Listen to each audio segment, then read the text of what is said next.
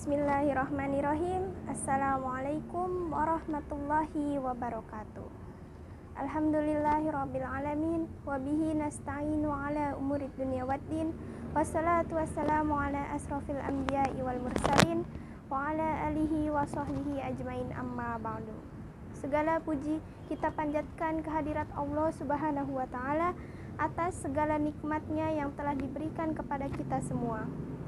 Para pemirsa, saudara-saudariku yang dirahmati Allah Subhanahu wa taala, baik yang menonton di rumah maupun yang sedang melakukan pekerjaan dimanapun Anda berada. Dan semoga terlimpah curah kebaikan dari Rasulullah Muhammad SAW. Amin ya rabbal alamin. Saat ini saya akan berbicara tentang kekuatan memaafkan. Salah satu aspek yang sangat menentukan kebahagiaan seseorang adalah kemampuan untuk memaafkan. Menurut Bapak Yanuardi Syukur dan Muhammad Nahar, di dalam bukunya tentang kekuatan memaafkan, beliau berkata, memaafkan akan membebaskan kita dari beban yang menghantui, membuat kita mampu untuk memulai hidup baru, dan memaafkan itu akan membahagiakan diri kita sendiri. Manusia tak luput dari banyaknya kesalahan dan banyak melakukan ketidaknyamanan kepada orang lain, baik yang disengaja maupun tidak. Itu sudah sifat fitrah manusia. Agar kesalahan tersebut tidak terulang lagi, maka kita harus berusaha melatih diri kita sendiri untuk memahami dan memaafkan kesalahan orang lain. Rasulullah SAW yang mulia saja memaafkan orang lain. Beliau walau dihina oleh berbagai manusia, bahkan saat di Thaif ia pernah dilempar dengan kotoran saat menyampaikan dakwah. Walau begitu, beliau tetap memaafkan dan tidak menaruh dendam kepada mereka. Malah Rasulullah mendoakan orang-orang kafir yang pernah menyakitinya, yang belum pernah mendapatkan hidayah, sehingga diberikan hidayah oleh Allah agar berada di jalan yang benar. Para pemirsa yang dirahmati Allah Subhanahu wa taala, meminta maaf dan memaafkan adalah hal yang mulia.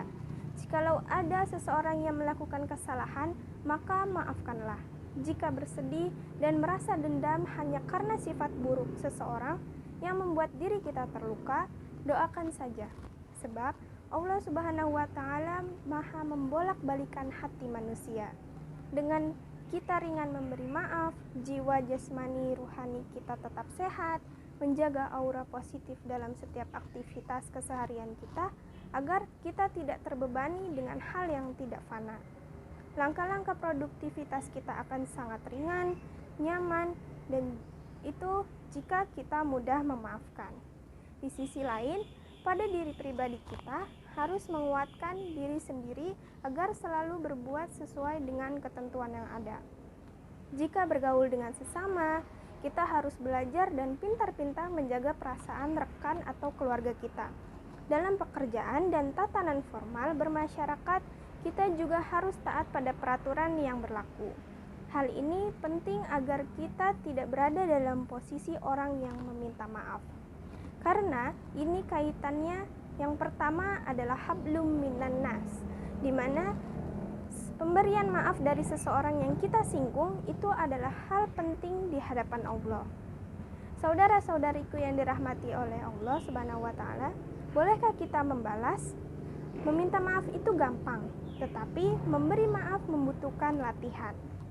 Dalam Islam diperbolehkan membalas, tapi jika kita memaafkan, sesungguhnya itu lebih baik. Harap digarisbawahi, memaafkan sesungguhnya jauh lebih baik. Jika benar-benar kita ingin membalas, balasan itu hendaknya tidak lebih dari yang ia terima. Berlebih-lebihan dalam membalas merupakan tindakan kezoliman. Allah Subhanahu wa taala berfirman dalam surat Al-Baqarah ayat 194 yang berbunyi, A'udzubillahi minasyaitonirrajim. Bismillahirrahmanirrahim.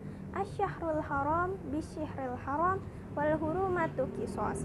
Faman i'tada 'alaikum fa'tadu 'alaihi bimislihi ma i'tada 'alaikum wattaqullaha wa'lamu annallaha ma'al muttaqin. yang artinya bulan haram dengan bulan haram, dan pada sesuatu yang patut dihormati berlaku hukum kisos.